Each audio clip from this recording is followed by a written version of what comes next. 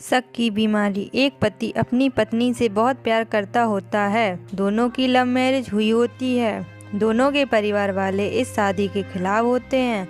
दोनों ने उनकी इजाज़त के बिना शादी की हुई होती है।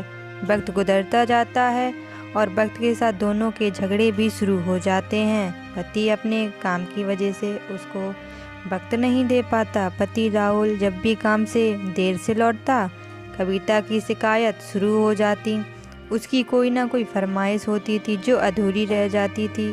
कविता को शक करने की बुरी आदत थी, जिसकी वजह से उन दोनों के झगड़े कम नहीं हो रहे थे। राहुल बेचारा दिन भर मेहनत करके इतना कमाने लगा था कि किराए के मकान और घर का खर्च अच्छे से निकाल सके। कविता समझने को ही तैयार नहीं थी। एक दिन वो घर जल्दी आता, तभी कविता उससे झगड़ा करती है। उसको जाने क्या क्या सुना देती है। गुस्से में राहुल घर से निकल जाता है और अपने एक दोस्त के घर चला जाता है। कविता को बहुत चिंता होने लगती है। रात के 12 बज जाते हैं और राहुल का पता नहीं। इतने में घर के दरवाजे की घंटी बजती है।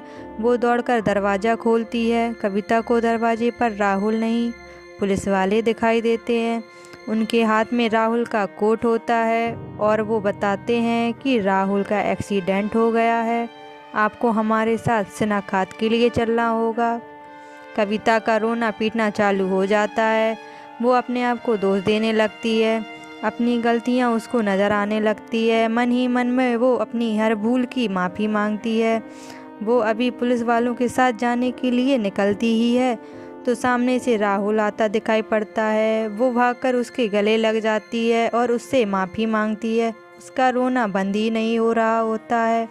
जब पुलिस राहुल से कोट के बारे में पूछती है तो बताता है कि चोर उसका कोट लेकर भाग गया था, शायद उसका एक्सीडेंट हो गया होगा। इस हादसे के बाद कविता कभी भी राहुल से झगड़ा नहीं करती, कभी शक नहीं करती और प्यार से रहने लगती। शक वो बीमारी है जिसका कोई इलाज नहीं। हो सके तो दूर रहो इस बीमारी से।